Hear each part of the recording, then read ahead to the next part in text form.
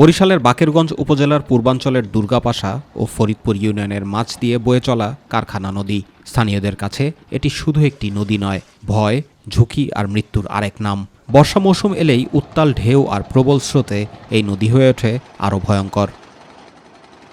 প্রবল স্রোত আর খরস্রোতা পানির তোড়ে প্রায়ই ঘটে ট্রলারডুবির ঘটনা। এতে প্রাণ হারিয়েছেন অনেকেই।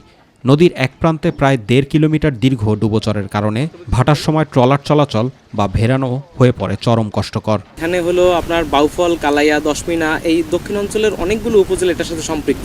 মানুষের আর কি প্রাণের দাবি যাতে এখানে একটা সেতু হয়। এই বাউফল থানার লোক সব এই জায়গায় চলাফেরা করে। স্কুল কলেজের শিক্ষার্থী, রোগী, কর্মজীবী সহ উপজেলার লাখো মানুষ প্রতিদিন এই নদী পার হন জীবন হাতে নিয়ে। জরুরি মুহূর্তে অসুস্থ রোগী নিয়ে বরিশাল হাসপাতালে যাওয়া যেন এক দুঃস্বপ্ন। অনেক কষ্ট হয়, তুফান, অনেকে ভয় পায়, চড়তে পারে না। তুফানে উল্টে মারাও গেছে।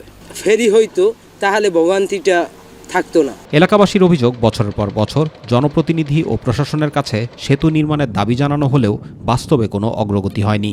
অথচ একটি স্থায়ী সেতুই পারে লাখো মানুষের জীবন ঝুঁকি কমাতে। এমনই একটা দুর্ভাগা এলাকা যা আমরা কোনোদিনই মানুষের সার্বিক সহযোগিতা পাই না। খাওয়ার জন্য রাত 10টা 11টা পর্যন্ত আমাদের বসে থাকা লাগে। এই নদীর ওপর সেতু নির্মিত হলে বরিশাল থেকে ঢাকা সহ দেশের বিভিন্ন অঞ্চলের সঙ্গে সরাসরি সড়ক যোগাযোগ আরও সহজ হবে।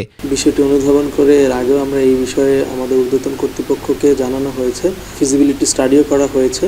তবে বর্তমানে এখন পর্যন্ত আমাদের কাছে কোনো এরকম এই বিষয়ে কোনো আমরা সিদ্ধান্ত পাইনি।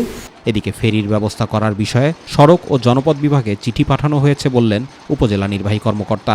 চিঠি পাঠিয়েছি সড়ক ও জনপথ বিভাগে, সেখানে আমরা যাতে আপাতত একটা ফেরির ব্যবস্থা করা যায় সে বিষয়ে ইতিমধ্যে আমি আমাদের ঊর্ধ্বতন কর্তৃপক্ষের সাথে আলাপ করেছি। দীর্ঘদিনের ভোগান্তি আর প্রাণহানির ইতিহাস পেছনে ফেলে এখন এলাকাবাসীর একটাই দাবি, সেতু নির্মাণে সরকার দ্রুত কার্যকর পদক্ষেপ নেবে। জুবাইর রহমান, মাই টিভি নিউজ।